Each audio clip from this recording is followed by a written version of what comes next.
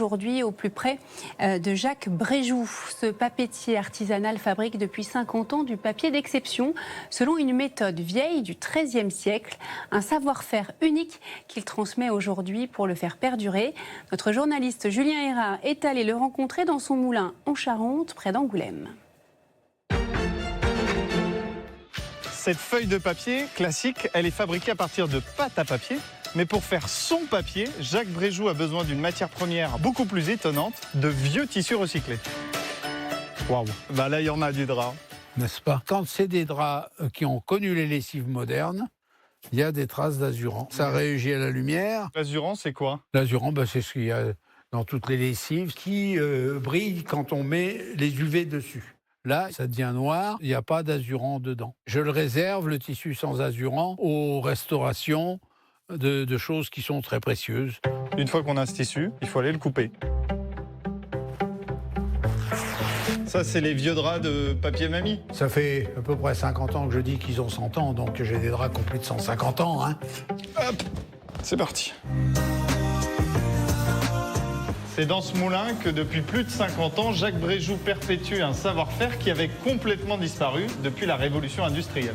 Là, on est dans la salle qu'on appelle la salle des piles, c'est-à-dire qu'il y a le cylindre qui va servir à broyer le chiffon pour obtenir la pâte qu'on va mettre ensuite sous l'émaillé. Ça va être battu et au bout du compte, on obtiendra une pâte qui s'apprête à être travaillée. Je retrousse mes manches. Un peu. Non, pas de cette façon-là. De cette façon-là. Alors, comme une cuillère, doucement. On descend tout droit, tout droit. Allez, on redresse et on enlève ses pouces du tamis. On sort et on agite. Stop, doucement, doucement. Je suis un bon apprenti. C'est pas si mal. Bon, c'est que la pâte doit être bonne. Aujourd'hui, ils ne sont plus qu'une poignée de papetiers dans le monde à travailler cette technique. Et c'est un savoir-faire que Jacques tient à transmettre.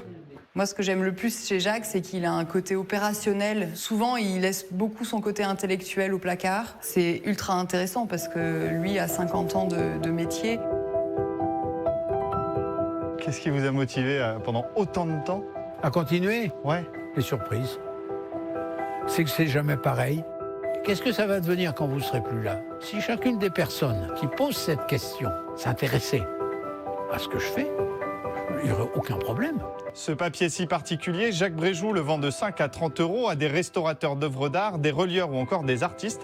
Et tout cela dans le monde entier.